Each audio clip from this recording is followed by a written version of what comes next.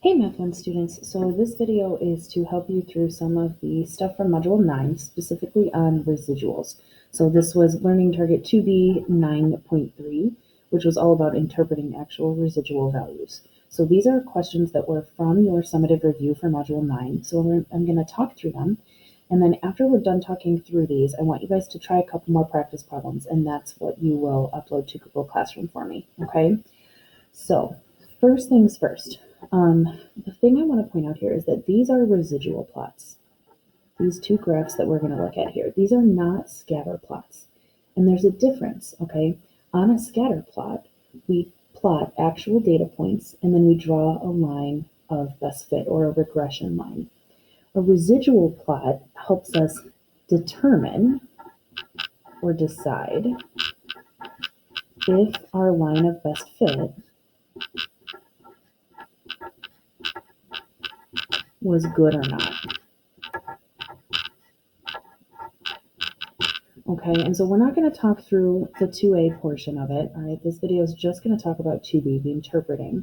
But the residual plot helps us really look at, did we make a good line of best fit or did we not, okay? So one thing I just want you guys to maybe write over here is remember that in order to find a residual value, you're going to do the actual value minus the predicted value. All right, so we're going to use that later on, but it's important to know so that as we start to actually interpret the meaning of things, we know what it is we're interpreting. All right, so if we take a look here, it says interpret the meaning behind the point 0.6, 1 on the residual plot. So that's this point right here. This is the point that we're talking about. All right, remember this is our x value. So we're saying x is equal to 0.6. And then the y value on our residual plot is actually the residual value. So the way that we got that 1 is we took whatever the actual value was and whatever the predicted value was, and we subtracted. We don't actually know what the actual value is or what the predicted value is. We just know that when we did actual minus predicted, we got an answer of 1. So what that tells us in this case is that the actual value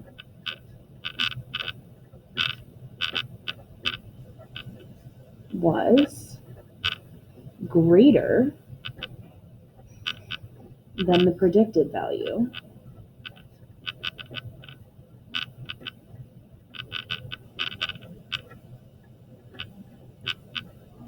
by 1 when x equals 0.6. And we're going to talk a little bit more about that, all right? So the actual value was greater than the predicted value by 1 when x equals 0.6. The reason I know that it is greater is because I had a positive residual, right? This y value on my residual plot was a 1, which meant that my actual was bigger than the predicted value. If I take a bigger number minus a smaller number, I'm going to get a positive answer. But if I were to take a small number minus a big number, I would have gotten a negative answer. So if my residual plot had been a negative 1 instead, then I would have said the actual value was less than the predicted value by 1 when x equals 0.6. But really, this is the basics of the sentence that you want. We have to talk about the actual value, and then is it less than or greater than the predicted value by how much? And it's when x equals whatever x value it is that we're talking about. So the stuff I kind of underlined is the stuff that's always going to be a part of your sentence. And then the 3 things that I circled are the 3 things that change based on the residual point that we are talking about. So let's go ahead and try another one. So we're trying to interpret, again, we're going to skip part A, so I'm going to cross that part off.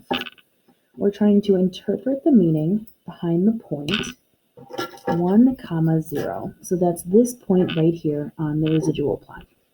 So again, this is the x value that we're talking about. We're saying at x equals 1, we have a residual of 0.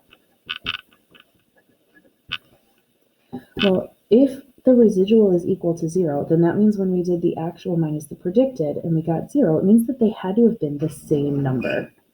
So our sentence for this one would say the actual value was equal to the predicted value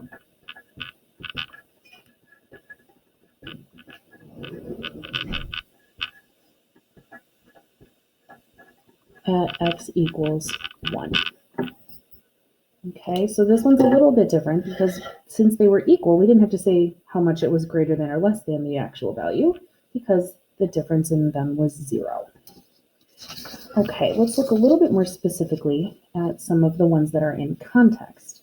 So we were given this regression line, and one thing that's important here that I want to point out is we're given that y is the price of the flight in dollars, and we're given that x is the distance of the flight in miles.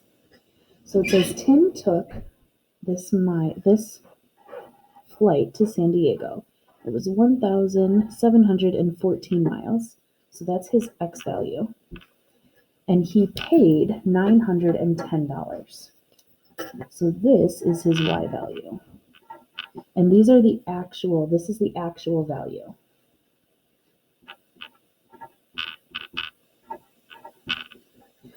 It says that his residual value is negative 533.67. This is the residual. So again, if we think back to the last page, it said that in order to get the residual value, we have to do the actual minus the predicted, which means we did 910 minus some number, and we got negative 533.67. So what this must mean is that his actual amount that he paid was less than the predicted, since this is negative. So Tim paid, and maybe I'll say Tim actually paid less than than predicted.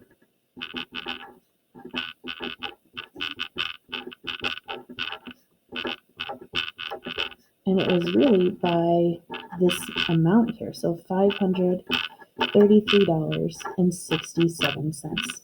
So the amount of money that Tim actually paid was less than what was predicted by this line, and it was by 533.67. So really, he saved $533.67, which is pretty awesome. He got a good flight then. That's what this means. Okay? And we're going to look at one more actual interpreting. So the graph below shows the number of meals eaten with the family each week and the number of failing grades. So here's our equation. Let's see, what's our x? Our x is the number of meals eaten with the family each week. And then our y value is the number of failing grades. And it says, oh, we need to actually use an answer from part A. So we are going to have to do part A here. Sorry. Use the equation for the line of best fit. Okay, well, you guys, it's telling me what to do. Use the equation of the line of best fit. Well, the equation for the line of best fit is negative 1.3x plus 8. It says determine the predicted number of failing grades, so we're looking for a y value, who eat one meal with their family each week. Well, that's our x value. So we're going to take that x value and substitute it in right there. So remember, this is our prediction because we're using the line of best fit. So our prediction is negative 1.3 times 1 plus 8.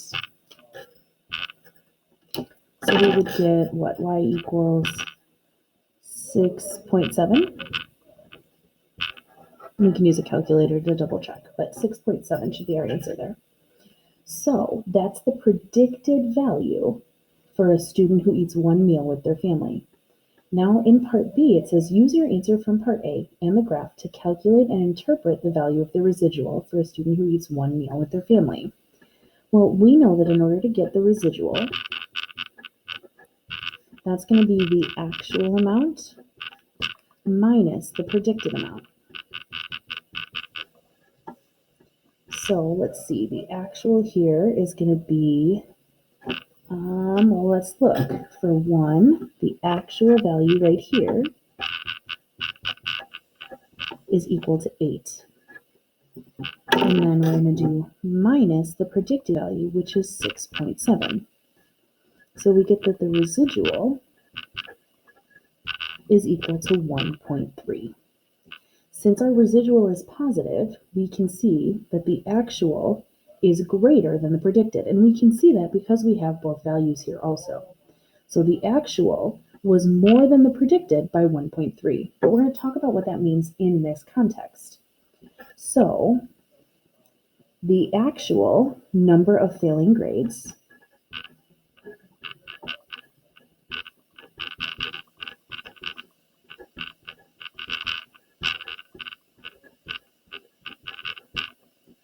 is greater than the predicted number. Wait, I was right. Greater than, I was thinking too fast for my hand. Sorry, guys. The actual number of failing grades is greater than the predicted number by 1.3 for a student who eats one meal with their family.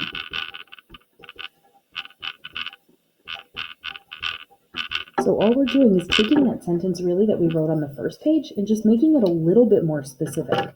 So the actual number of failing grades is greater than the predicted number, and it's greater by 1.3 for this particular x value. So when x equals 1. But we're saying really, what does that mean? It's for a student who eats one meal with their family. That's what we mean when we say x equals 1. All right, I hope that makes a little bit more sense. I know we kind of rushed the end of Module 9, so the residuals got kind of thrown at you. Hopefully this helps clear that up a little bit. If you still have questions, please make sure you reach out to me and ask. I'm more than happy to video chat. We can email back and forth. We can G-chat, whatever works best for you guys. But get some practice done, ask me some questions, and then when you're ready, we can schedule a retake. All right, I'll talk to you guys soon.